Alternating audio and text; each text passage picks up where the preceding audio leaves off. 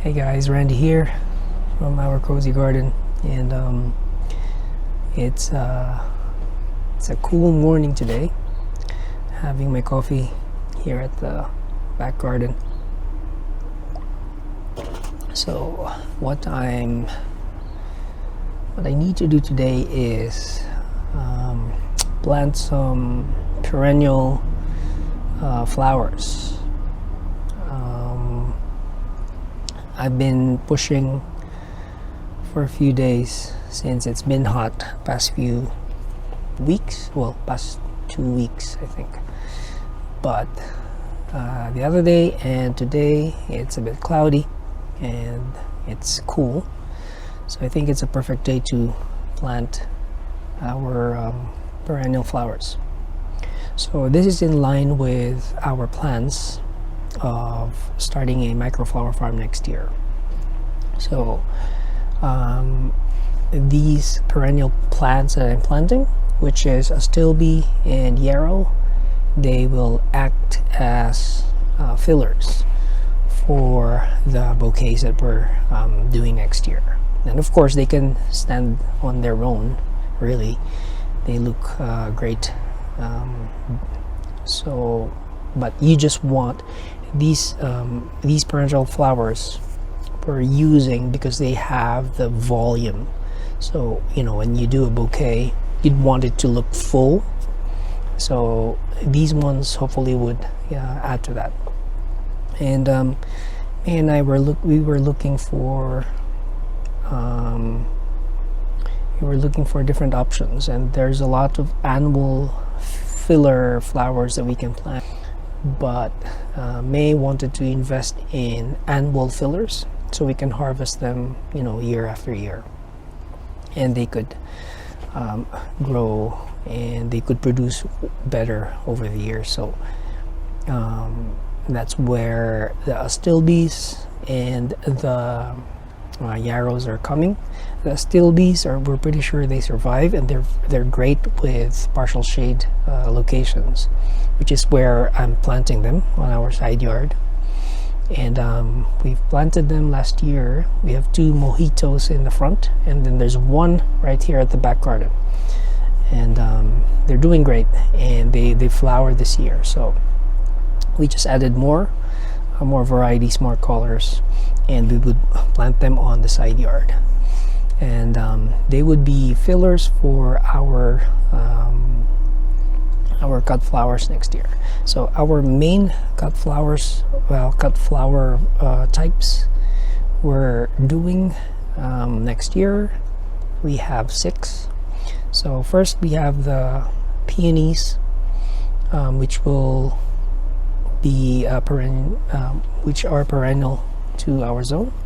So we're going to plant them this fall. We ordered a bunch, and they're going to go into one of the sunniest spots here in the back garden. So those peonies will be the perennials, and then we have the animals. So we do have tulip bulbs. We're planting them again. We ordered more. We also have dahlias. We also ordered more. We have ranunculus corms. It's our first time growing them. It will be our first time growing them, so that will be interesting. And we have snapdragons, and another first time for us. And then we have zinnias. So zinnias, we're growing them right now, just a few seeds to try them out over summer, and they grow pretty fast in the heat of summer. So at least we get to try that. So we have 6. We have the peonies, we have the tulips, we have the daffodils, ranunculus, snapdragons, and zinnias as our main cut flowers for next year. So my task would be to plant our filler perennial plants today. Let's do that.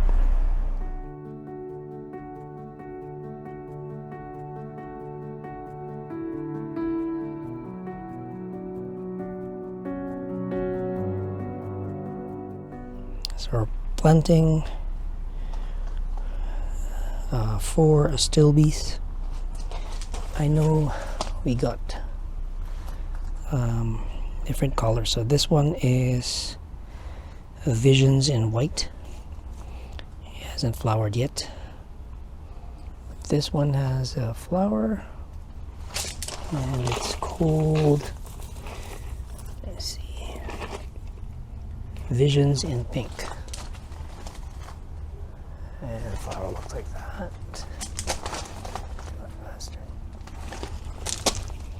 This one is called Diamond.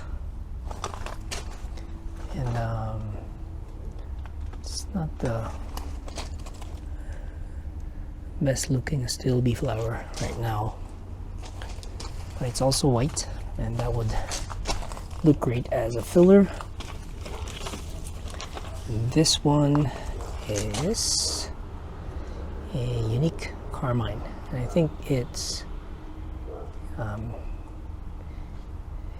a tint of pink. So the Astilbes would be going on this side, on this partial shade garden, side yard, and the yarrows are going to be planted on the front.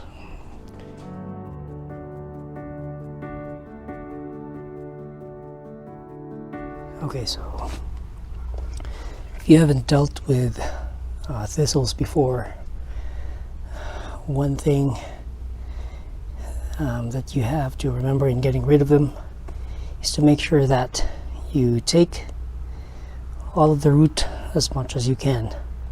That's why I'm using a fork so that I don't break the roots. And otherwise, if you leave one small bit of the roots like this, then it would become its own plant with deep reaching tap roots underneath your soil.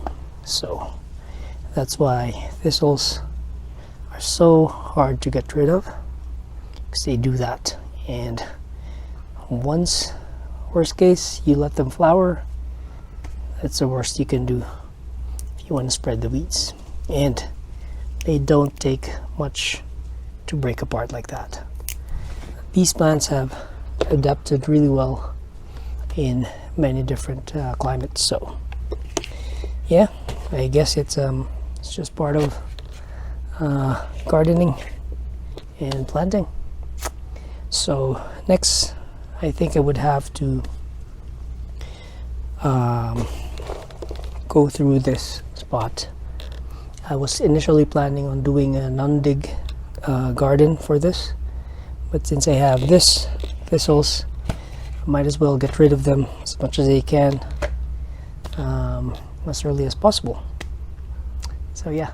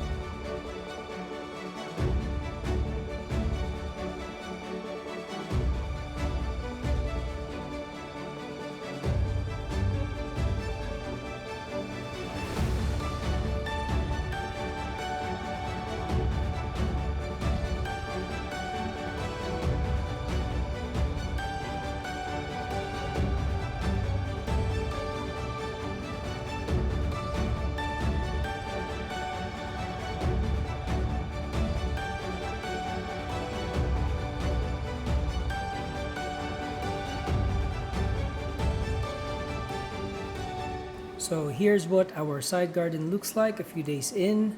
I added some edibles in there. I have alpine strawberries, I have the sour cherry, currants, and grapes.